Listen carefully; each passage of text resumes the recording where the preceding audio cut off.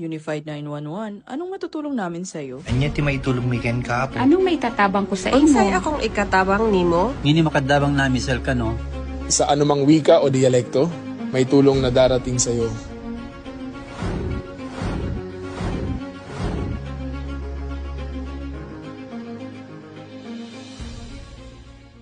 Lilingkod sa bawat Pilipino at magbibigay ng tamang impormasyon para sa tahimik at maayos na Pilipinas. Police News Network, alagad ng batas, tagapagtaguyod ng balitang pulis, sandigan ng mamamayan, patnubay ng katotohanan. La Campo Crame, maghahatid ng pinakahuling kaganapan at nagbabagang balita. Ito ang PNN Police News Network. At ngayon, ang inyong mga tagapagbalita. Magandang araw, bagong Pilipinas. Ako ang inyong alagad ng batas, tagataguyod ng Balitang Pulis, Patrolman Julius Sam Acad. Maghatid sa inyo ng tamang balita, kwento ng pulis at serbisyo para sa mamamayan, at ito ang PNP News Online. Ang pangunahing balita ng Police News Network, alagad ng batas, tagataguyod ng Balitang Pulis.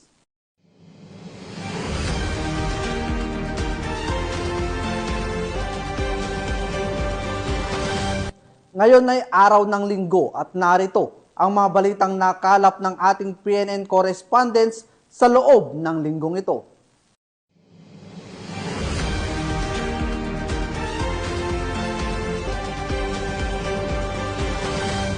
Arestado ng pinagsanib na pwersa ng Philippine National Police at Philippine Drug Enforcement Agency ang dalawang drug personality na umano'y aktibong tulak ng droga sa sinagawang bypass operation sa Malay-Balay City, Bukidnon. Patrolwoman Reyna Celestine Sendrijas sa balita. Uy, duha.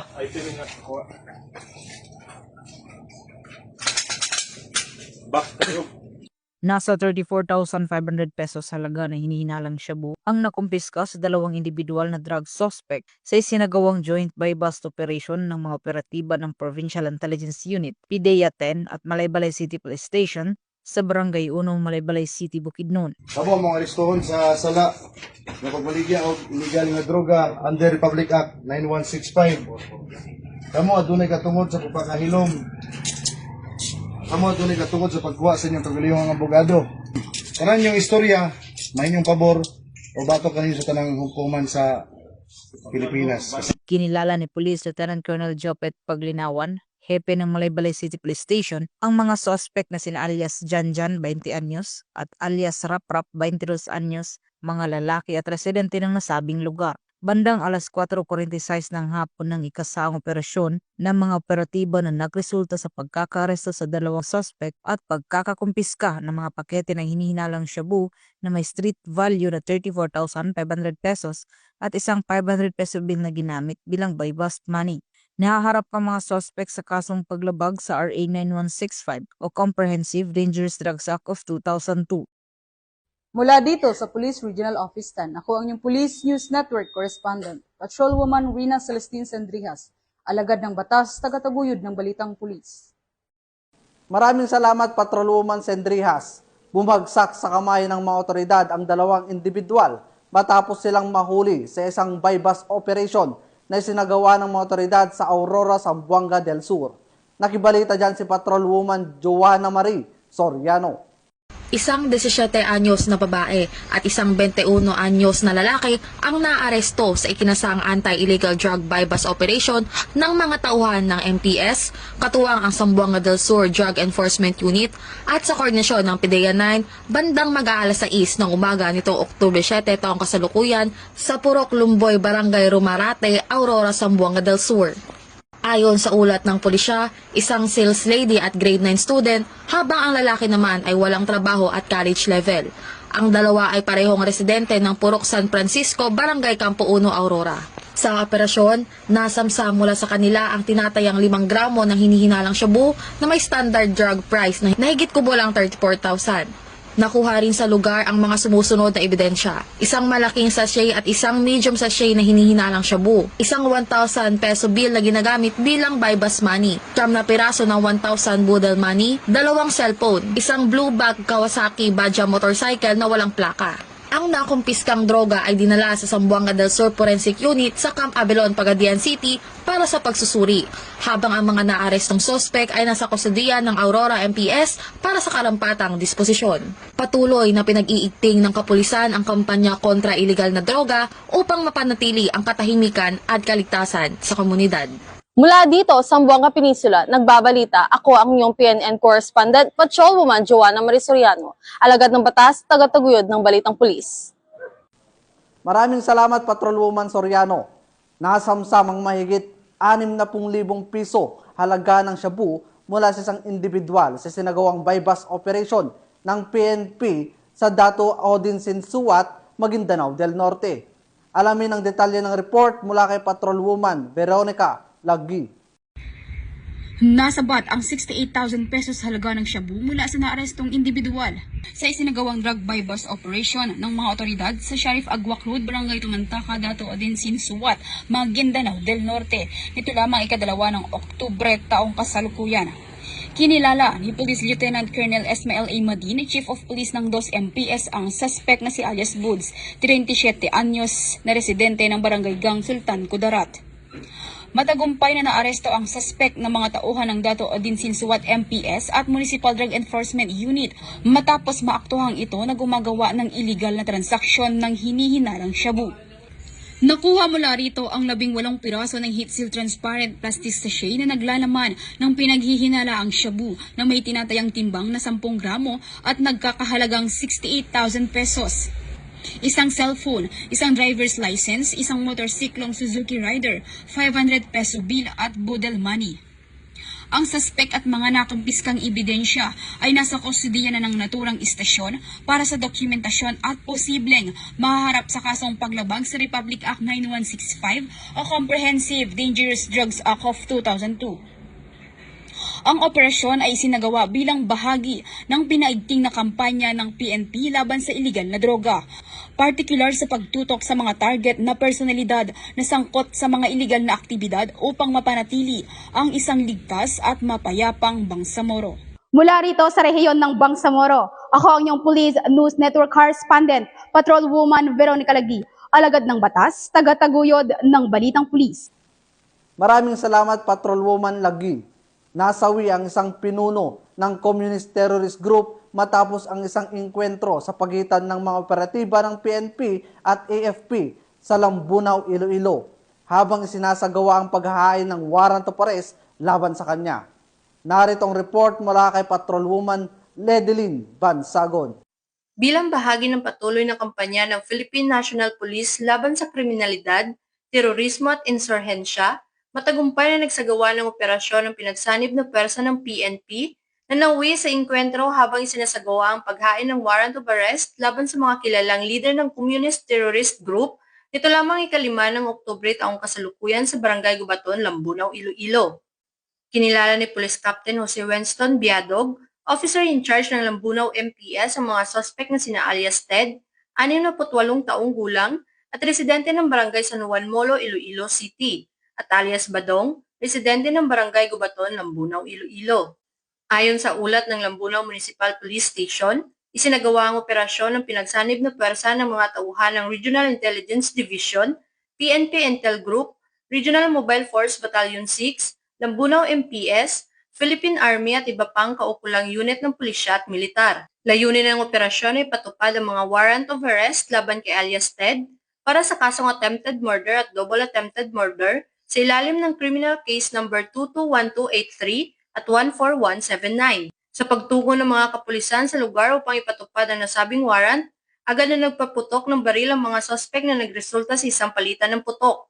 Sa ensuing encounter, napatay sina alias Ted at alias Badong. Na-recover sa pinangyarihan ng insidente ang ilang armas at mga personal na gamit ng mga suspect. Ang mga ito ay dinala sa scene of the crime operatives para sa kukulang dokumentasyon at investigasyon. Kasunod ng insidente, patuloy ang investigasyon ng mga otoridad upang matukoy ang posibleng kasamahan ng mga nasabing CTG members at iba pang koneksyon ng grupo sa mga nagaganap ng insurhensya sa lalawigan. Ang matagumpay na operasyon ay patunay ng patuloy na pagsisikap ng Philippine National Police at iba pang ahensya ng pamahalaan sa pagpapatupad ng batas at pagpapanatili ng kapayapaan at kaayusan sa komunidad bilang bahagi ng kampanya nito laban sa kriminalidad, terorismo at insurhensya upang tiyakin ang kapayapaan at kaayusan sa rehiyon. Mula dito sa Police Regional Office 6, ako ang inyong Police News Network Correspondent, Patrolwoman Ledilyn Bansagon, alagad ng batas, tagataguyod ng Balitang Pulis. Maraming salamat, Patrolwoman Bansagon. Hindi na nakapalagpa ang isang wanted person sa kasong frustrated homicide matapos itong maaresto ng Southern Leyte PNP sa Barangay Bogo, Tomas Opus, Southern Leyte. Ang detalye ng report mula kay Patrolwoman Maria Elena Singian. Arestado ng mga autoridad ang isang lalaking wanted person na may kasong frustrated homicide matapos mahuli sa Barangay Bugo, Tomas Opos, Southern Leyte. Naaresto ang akusado bandang alas 8:46 ng umaga ng mga tauhan ng Tomas Opos Municipal Police Station kasama ang Southern Leyte Provincial Intelligence Unit sa bisa ng warrant of arrest para sa kasong frustrated homicide na may nirekomendang piyansa na 24,000 pesos para sa pansamantalang kalayaan. Ang akusado ay dinala sa Tomas Opos MPS para sa kaukulang dokumentasyon at tamang disposisyon. Mas pinaigting ng pambansang pulisya ang kanilang operasyon sa paghuli ng mga individual na may pananagutan sa batas bilang bahagi ng patuloy na kampanya para mapanatili ang kaayusan at kapayapaan sa ating bansa. Mula dito sa Eastern Visayas, ako ang inyong PNN Correspondent, Patrolwoman Maria Elena Singian, alagad ng batas, tagataguyod ng Balitang Pulis. Maraming salamat, Patrolwoman Singian. 4 na individual ang naaresto habang tinatayang 5.4 milyong pisong halaga ng hininalang shabu ang nasamsam sa isinagawang bypass operation ng may operatiba ng Police Regional Office 5 sa bayan ng Pili, Camarines Sur. Yan ang tinutukan ni Patrolwoman Vanessa Sol. Sa walang humpay na anti-illegal drugs campaign ng Police Regional Office 5 ay nakakuha ng panibagong malaking tagumpay matapos arestoy ng 4 na high-value individual at mahigit 5 milyong halaga ng hinihinalang shabu ang nakumpiska sa isang buy-bust operation na isinagawa sa Barangay New San Roque, Pili, Camarines Sur. Ang operasyon na inilunsad bandang alas 5 ng hapon nito lamang Oktubre 6 taong kasalukuyan ay resulta ng maingat na surveillance at intelligence coordination ng Regional Police Drug Enforcement Unit 5 kasama ang Provincial Intelligence Unit, Pili Municipal Police Station at PIDEA Regional Office 5. Matagumpay na naaresto ng mga alagad ng batas ang 4 na sospek na kinilala sa kanilang mga alias na sina Ann, Lito, Kitty at Daniel, pawang nasa tamang edad at residente ng Dalipuga, Iligan City. Nahuli ang mga sospek na aktong nagbebenta ng illegal na droga sa isang undercover na operatiba. Nakumpiska sa mga sospek ang 800 gramo ng hinihinalang shabu na nagkakahalaga ng 5 milyong piso, kasama ang iba pang drug paraphernalia at mga ebidensya. Dinala sa Pili Municipal Police Station ang mga naarestong individual at ang mga nasamsam na ebidensya para sa dokumentasyon at tamang disposisyon. Inihahanda na ngayon ang mga kaukulang kaso ng paglabag sa Republic Act 9165 o Comprehensive Dangerous Drugs Act of 2002. Mula dito sa Legazpi City, Albay, ako ang inyong PNN Correspondent, Patrolwoman Vanessa Sol, alagad ng batas, tagataguyod ng Balitang Pulis. Maraming salamat, Patrolwoman Sol. Arestado ang isang 21 anyos na babae sa isinagawang entrapment operation ng Regional Anti-Cybercrime Unit 9 dahil sa pananakot at ipakakalat ang masiselang larawan at video ng kanyang biktima sa social media. Ang buong report mula kay Patrolwoman Mary Grace Artizuela. Patong-patong na kaso ang kinakaharap ng babaeng ito matapos siyang ireklamo dahil sa pananakot at pangingikil gamit ang mga masiselang larawan at video ng biktima.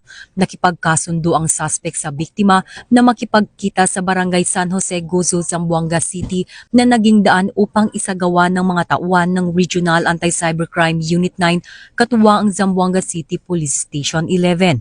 Ang isang entrapment operation na nagresulta sa pagkakaaresto sa isang 21 anyos na babae na kinilala sa alias na Darcy.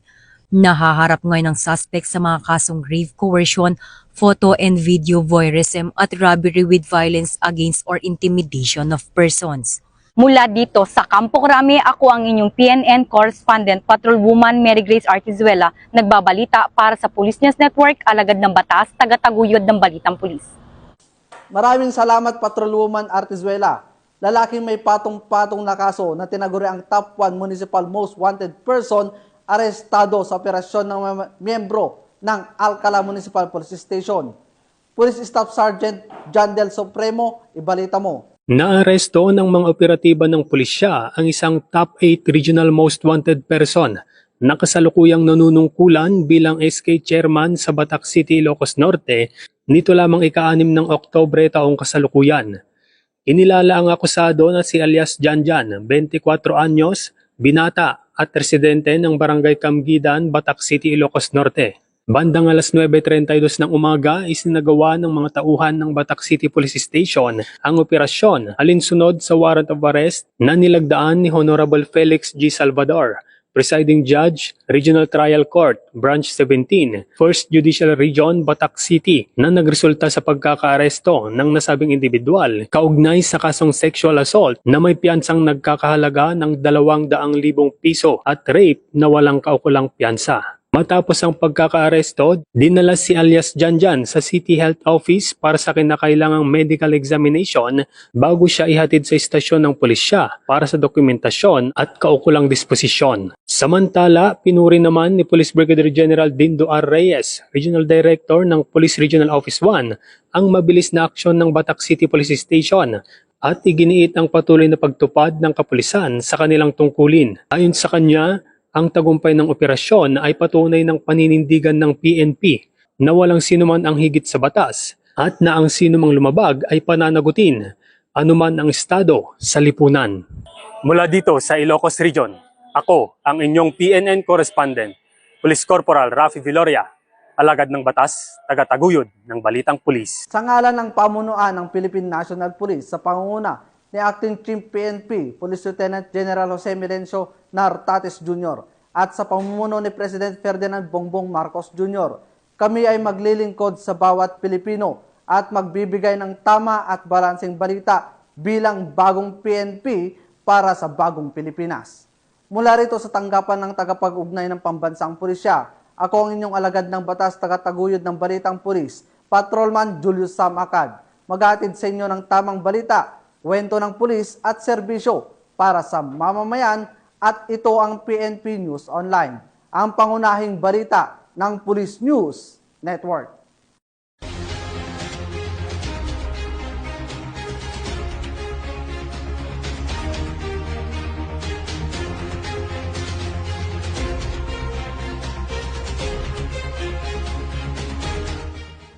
Police News Network, alagad ng batas, tagapagtaguyod ng balitang pulis.